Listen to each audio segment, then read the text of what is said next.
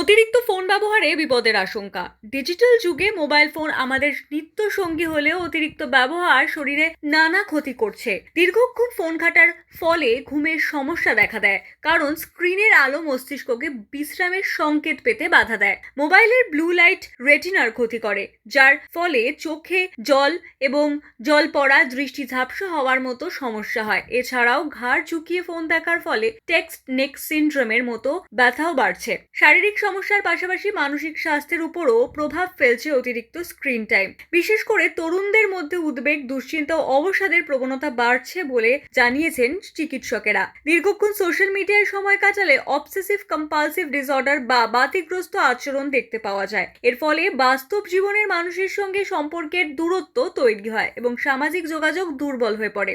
এই ঝুঁকি কমাতে বিশ্ব স্বাস্থ্য সংস্থা বিষয়ভিত্তিক স্ক্রিন টাইমে সীমা বেঁধে দিয়েছে। শিশু ও কিশোরদের মধ্যে দিনে 2 ঘন্টার বেশি স্ক্রিনের সামনে না থাকারই পরামর্শ দেওয়া হয়েছে।